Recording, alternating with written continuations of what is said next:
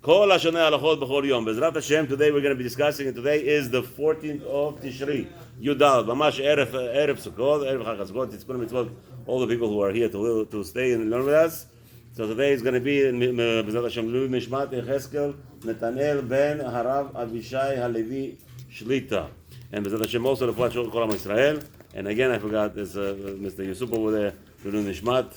It's in publication, but anyway, it's supposed to be next week. But we're going to mention it also L'Tun Nishmato. And רפואה שלמה לכל עם ישראל, וכללם חיה בת לאה, וגם לעבדיכם נאמן. Number 23. Mitzvot Arifat Peter Hamor. We have a mitzvah of Arifa, of basically, what does Arifa means? You have to rip off or break the neck, as somebody just mentioned. This is going with the mitzvah 22, where there was an obligation to be podeh, to redeem your firstborn Hamor. If not, then you have to destroy, kill him. La'arov Peter Hamor im lo ratza livdoto. So if a person does not want to redeem him, let's say, for instance, as we said last week, the ship costs more money. For some reason, the market is different, right? He goes to a shuk, he says, what's going on here? If a ship is $1,000. The Hamor, we said, a trained Hamor. Trained Hamor. We're not talking about a baby Hamor that was just born. Right? How much? A trained Hamor in America costs $800. Trained Hamor meaning protecting a sheep. There's a business, the Hamorim protecting sheep today.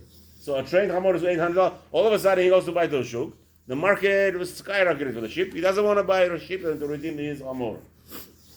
The cheapest sheep that he found was $800. Who needs this Hamor? Okay, so he wants to get rid of him. Mitzvah, so Shemot Yud Gimel. So the 13th chapter, 13th pasuk says the following. If you don't want to redeem your Pedach Hamor, then you just have to kill him. So what does Arifat means? You kill him, right? Because if you don't want to redeem him. So HaKadosh Baruch Hu made a decree that you cannot have an enjoyment from this Hamor because you did not redeem him. So even a nevila, even let's say you want to feed the meat of the hamor to your dogs, you have plenty of dogs. Let's enjoy a little bit from the meat at least. Asur, chas v'shalom. You're not allowed to have any pleasure from this donkey whatsoever, even when it's dead. Mitzvah. What is the connection to this mitzvah? As we already explained, that HaKadosh Baruch Hu wanted us to be instilled in us this whole concept that Hashem wants us to. All the bechorim belong to Hashem. And since the Kohanim took over the Bechorim, everything goes to Rabbi Moshe over there. Everyone over here, right? He's waiting for all the Hamor, Pedach Hamor. He's still waiting. Don't hold your breath, Rabbi Moshe. We don't have Hamorim yet. I mean, we have a lot of workers that are Hamorim, but we don't own Hamorim. To do Pidyon Ben. That's a different story. Okay, I'm sorry, Moshe. We cannot do that. It will be illegal in America to be pointed our workers. Anyway, okay, Medinei mitzvah. What's concerned to this mitzvah? Ma shamru in the Bechorot. You have over there Daf Yud Gimel in Gemara, the 13th page, Amud Aleph. The mitzvah b'diyah kodemet le'arifa. However, since there's a mitzvah aseh, you have an aseh. So since we see the Rabbi says, what's first? What's more important? Yes. For Kohen, you have to give the money to Kohen, or the Shippa I have to give you. We discuss Mitzvah 22. Baruch Hashem, you're so busy. I'm telling you, Rabbi Moshe, if you stay here, you'll know what to demand from us later. You know, it says over there, the halacha is when you have a safek, right? What's the safek is let the Kohen come and claim. So how can a Kohen come and claim if he has to run away all the time before he knows what to claim? So Rabbi Moshe, it's a hint if you understand. It's more than a hint. Come join us. So anyway, so this is the mitzvah over here. So what happens here? The mitzvah is, the Rabbi is indicating here that even though Hamor is worth, let's say the ship costs $1,000, right? Where the market went up. You might say, what do I need money? However, the Torah tells you over here, since it's mitzvah aseh comes before lo taseh, so over here the mitzvah of redeeming and spending $1,000 is not just because of the Indian of $1,000, it's fulfilling the mitzvah number 22, which what's his name? Now, I made a mistake. Mitzvah 22, if you don't do, you get punishment. No. If there is no rectification, right? So mitzvah 23 rectifies it. We said like this: if you don't do mitzvah aseh, the punishment is greater than mitzvah lo taseh. For instance, we said not putting on tefillin a person will have bigger punishment than killing people. Even, right? Killing people is a chamur inyan. Mechalel Shabbat is a chamur inyan. The Torah tells us Mechalel Shabbat you have to kill him. Skila, it's the worst punishment. However, a person who doesn't put on tefillin, the Gemara goes on to Rosh Hashanah with the punishment is worse. Mitzvot bitul mitzvot aseh is worse than mitzvot lot aseh. Why? זה נשמע הגיוני? זה כן, כן. בעזרת השם, יש לנו הרבה וידאos על זה, אנחנו מדברים כל הזמן על זה. We talk about it all the time. מצוות עשה. HaKadosh Baruch Hu, when he says to you something to do, imagine yourself, a king tell you to do something. A king has laws, has a whole list of laws, and if you pay attention, you'll understand. The king has laws, right? He has laws of preventative. Don't do X, Y, and Z. Now, you went ahead and you did it for whatever reason. You have a ta'ava. The nature of human being is not to do anything. Natural, look at what people do after they retire. Go play golf or go play on the beach, sit down and relax. Right? You know the famous story. It's glad to say it now. I think Rothschild was passing by a beach, right? He's passing by a beach. A guy is sitting over there fishing. So Rothschild tells him, hello, what are you doing? He says, I'm fishing. He says, I don't understand you. What are you fishing? Okay, so what do you want me to do? He says, you should go rent a boat and go fish 100 fish. And one day you could sell, make money, okay? And then what I'll do? He says, after you sell 100 fish every day, you'll make a few dollars, you buy a bigger boat. Then, after you buy a bigger boat, you're going to go fishing. You're going to fish 1,000 fish a day. Then you're going to make more money. Okay, then what I do?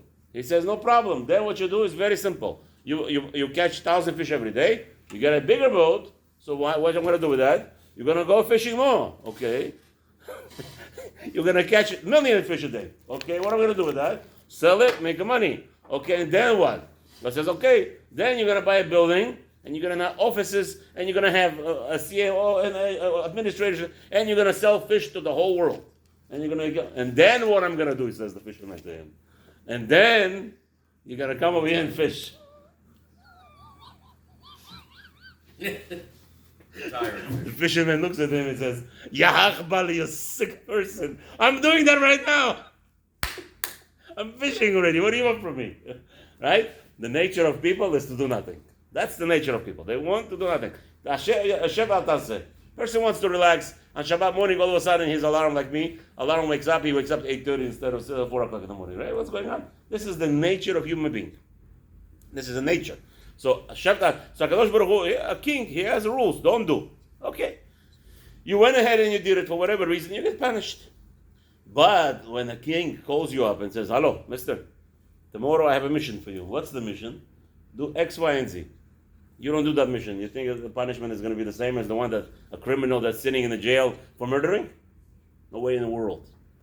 The king called you up and told you, hey, mister, tomorrow I need this mission to be accomplished. I promise you, it will be justified to understand quickly why Mitzvot Aseh, Hashem is commanding us to do. He's telling us, the nature of Hashem is not to tell us to do anything, by the way. The nature of Hashem, if you learn with us a little bit before, B'ezrat Hashem, you'll learn Masechet Ta'anit starts with a beautiful thing. Masechet Ta'anit starts, Hashem, the Rachamim are asking, Me'matai maskirin givurot v'shamim. From when can we help you to change your mind? To force you to change your mind. You understand that? Do you understand what's happening every day for the last 6 months, from Pesach, first day till Sukkot, all day you want on one machshava, right? Moridatam. If I say Moshe Baruch, if I don't say, but I have to change my tefillah, right? I'm not allowed to say Moshe Baruch in a kayit. So your whole 6 months you tarud. You might not notice it, but your mind is working on you constantly. That you're tarud, that you are constantly worried. The Chazal are coming gently, and they want to know, when can we tell you to change your mind? You know how the Gemara, the Torah is? Torah is not, don't do this. People are teaching Torah like Chas v'Shalom. It's people. If you see a student, a person who does not behave according to Torah, you have to know it's his Rebbe's fault. But he didn't have a Rebbe. He didn't have a Rebbe. That's why people do Averot. Unfortunately, if you have a Rebbe, a normal Rebbe that teaches your Torah properly, the Torah is all about Me'matai. How can we force you to change your mind? You hear the question of the Gemara? The question is, how can we tell you to change your mind? They're so worried. If you learn Hashem's ways, never infringe on you. Here's a king who gives you everything in the world. He tells you, Chacham, I saw the world as beautiful. You know why it's beautiful? Because you're going to put on tefillin that next day. But you didn't put on tefillin. Says the Gemara, but you know what onish is? You don't even know what onish is. The Melech is asking you to do something. And by the way, all the mitzvot in the Torah are the easiest thing to do. Nothing is infringed on us. Nothing is, chas v'shalom, infringing on our midot. Nothing infringing on our paths. To wake up in the morning, anyway you have to wake up in the morning.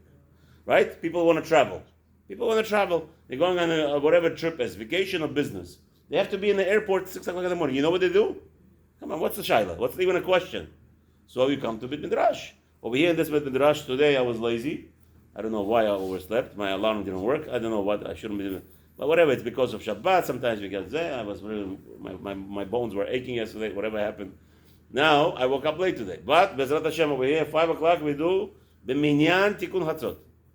5 o'clock, and then we learn for an hour. We have a whole schedule. That's what it is. A person is anyway you're doing it. The whole Elul you did it. Now you cannot do it anymore. It's a shayla. Okay, Mitzvah Mashamru. The Mitzvah B'diyak Kodem Arifa. So again, even though you went to the market, he says the Rabbi, and the sheep is $1,000, the hamor costs much less than the sheep. So maybe you want to bypass the mitzvah? No. The mitzvah Aseh, mitzvah number 22 tells us do B'diyak, and therefore, because it's written first, the halacha is do it. Do it.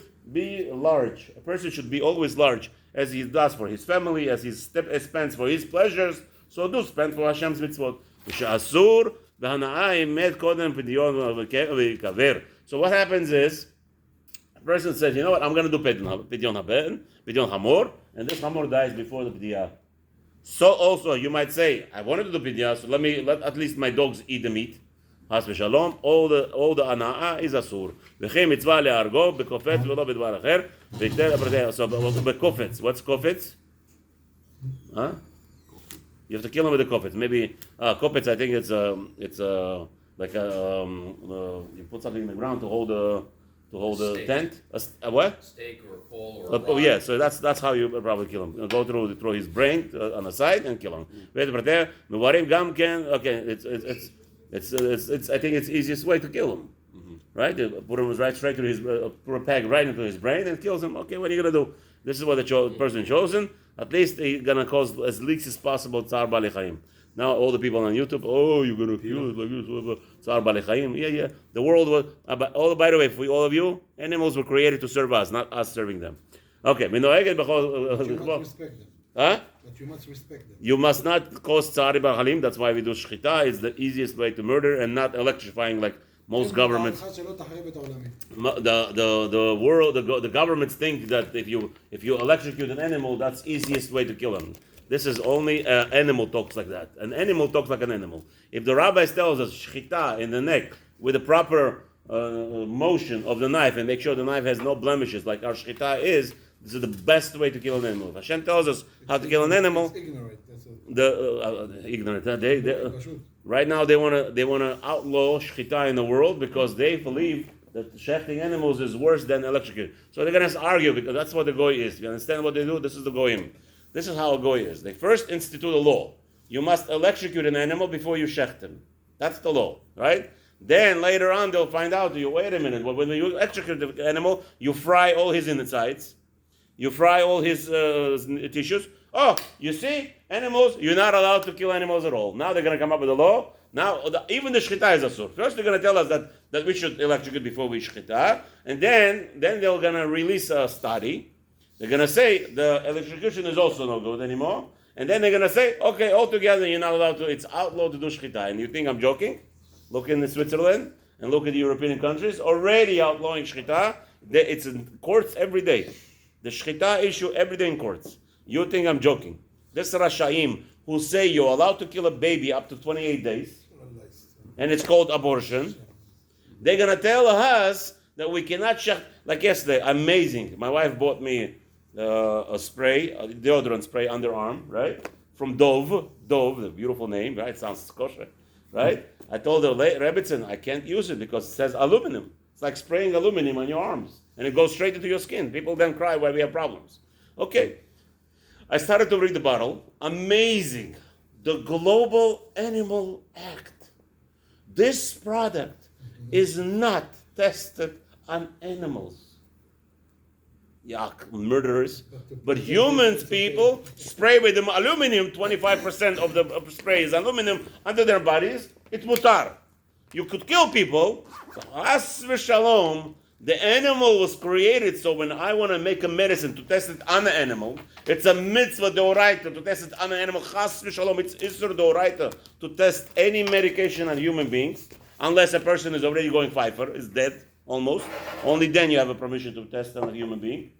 But a healthy people like today with all this vaccinations business, it's all experiments. All vaccinations are experiments. They're telling it to you first. It's all experimental. But we're going to test, as long as we don't test on humans, like this COVID-19, we don't test it on humans, on animals, sorry. But on humans, we're going to test it. Rachamim b'nei Rachamim. This is evilness of the goy. And they're going to tell us what is inhumane, to kill a donkey by putting a peg into his brain. That's the best way to kill it. Chazal tell you, this is the way to kill an animal, this is the way to kill an animal. No other way. Besides that, egla rufa, they cut off from the neck, from the top of the neck. What did the animal do that you have to kill it from the back of the neck because we found a dead animal? Yeah, the animals were created for us. And an animal is a substitution, not that HaKadosh Baruch Hu should not, has v'shalom, be angry with the world. We have animals for that. And therefore, humans should see an animal being murdered or killed, shachted in the korban, as we discussed in the Beit HaMikdash. He should feel it's me. As all the hurricanes passing by, every hurricane should hit me. If I know about it, it should hit me. But unfortunately, by banging Hashem, should not hit me. But I deserve it. That's the point. Not, Hashem, why didn't you hit me with a hurricane? No, I deserve the hurricane to hit me. That's why I saw it. And if a person doesn't think like this, you have a problem. You'll never do tshuva in your lifetime because everything, you see, hurricane, Baruch Hashem. Hurricane Ian made a left turn. Not Hashem made a left turn. Hurricane Ian. Everything is so twisted. Mitzvah Chavdalet. Shalom Nitzeh b'Shabbat chutz l'tchum. We have an Issa d'oraita to go away out of Techum. What is Techum? Techum is let's see. Techum is like a makom of issue, settlement. Meaning, let's say you want to travel to your in the olden days it was very common. Right? Today we have no problem. Today you want to travel from Borough Park to Flatbush is not a problem. From Flatbush to Kensington, it's all one city. But let's say in the olden days you had a city, and literally nothing. It was desert in between another city. Mm-hmm. But it happens to be that between the two cities is less than 4,000 amot. So how do you travel? Let's say you have a cousin that lives in another city. You want to travel to the other city. What are you going to do? So we have such a thing called concept of Techum. The Chachamim established. They said, listen, you're not allowed to walk on Shabbat just frivolously because it's Shabbat Tzachakol. We want you to be in Bet Midrash. But let's say you need to travel to your cousin. Your cousin is doing Bar Mitzvah, Brit Milah, whatever it is on Shabbat. How you travel to him? So the sages allowed you to, from your town to the next town is, let's say, 3,999 amot. So what you do is you're allowed to travel from your town before Shabbat, right? And then you 2,000 amot. And in the middle, or wherever it is, 2,000 amot, you build yourself a little, or you make a hole, a ditch more than 36 inches deep, and you put inside there food. And you store it. The animals shouldn't touch it. Or you put even better, you could put like a wardrobe. You put up some kind of structure. This is where your food is. You're not going to eat it on Shabbat. You don't need to touch it, but you put in there, I don't know, egg even. One egg is enough. And then that makes it as one premises between your house to the next town, not a problem to travel. Not talking about from your house, talking about from the edge of your town to the edge of the other town. Once you're in the city, it doesn't calculate. Okay, like today, technically speaking, you could walk. You could walk probably from Keys of Miami all the way to, what's his name? All the way to Tennessee, not Alaska, most of even Alaska, because there is no such a thing that you have no area of 2,000 amot, almost no houses in the middle. Yeah, you could choose a highway that doesn't have it, but if you go by that highway, you have places here that you don't have houses. Places. It's true. You have, let's say on the left side, here's Miami, right? The whole Miami on the right side, the whole Florida on the right side, almost all the way to Tennessee, or Tallahassee, all the way to Tallahassee, you have houses. What you're talking about is on the left side. In the middle, there is strength. We don't worry about that. We don't care about that. The whole point is that there is, even though what you're walking is true, it's true what you're saying, but since it's a one area, it's a one state. You have it's called Florida, right? So it's a one state, and everything is connected. No matter if you were on this side, let's say if you want to go through the forest, you have a problem. You're right. But technically speaking, if you were going through the other side, you would not have a problem. So it's a big discussion. But most probably the whole entire New York doesn't have a problem with Tehum. It's going to take you a couple of days to walk. but again, we're talking about in olden days. So we have Parshat B'Shalach. Let's see what is that. Okay. So mitzvah is what's the mitzvah? What's the commandment? Shneimar. It says over there Shemot. Tet Zayin in 16th chapter, 29 pasuk. Al yetzeh ish mimkomo b'yom hashvi'i. The Torah tells you clearly in the Torah. It's not the Rabbanan made up stuff. It tells you don't travel, don't come out from your place on 7th day. And that means what Perush the Chaim will explain to you. It means over here the mitzvah of Tehum. Let's see. The mitzvah. What's the Shorash mitzvah? Shorash mitzvah. What's the connection? Shenizkor v'nidah shaha'olam mechudash v'lo kadmon. כמו שכתוב בפירוש מצווה שבת, כי 6 ימים עשה השם את השמיים ואת הארץ, את הים. So again, this is all now, it's going to be touching, we're starting off a series of Shabbat. Somebody complained to me, Rabbi, what are you talking about Pesach, we're in Sukkot. It's not my fault, it's the Mitzvoth. So right now we're going to start with, this is the series of Shabbatot, B'ezrat Hashem. Dinei mitzvah, כגון שאומר, so we explained already that the concept of this of preparing yourself with some food on the way to make sure you don't break that mitzvah. This mitzvah is for men and women. Obligation is for men and women. Same to mitzvah number 23. If you have a firstborn of the pidyon that you didn't put there, a woman also has to break it. We forgot to mention that. Whoa,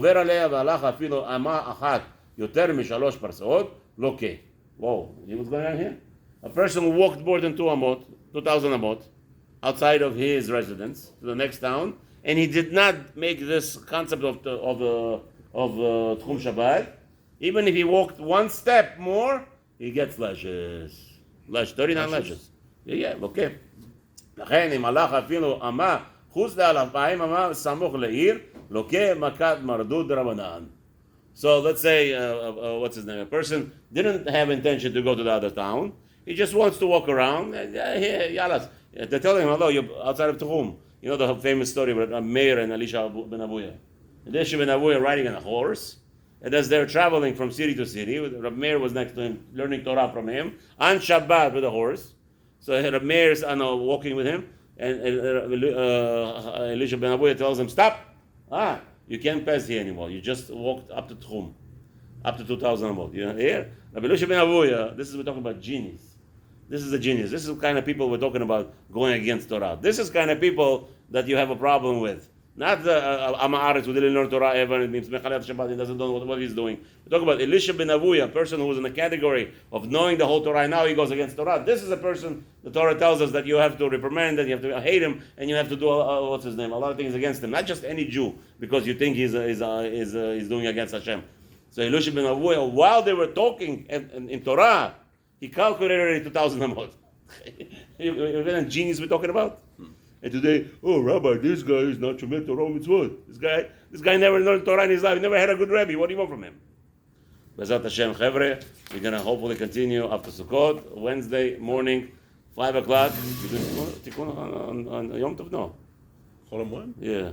I don't know. I got to review the halakha. Okay, anyway, 5:15 we got to give it up, B'ezrat Hashem. Chag Sameach, B'ezrat Hashem.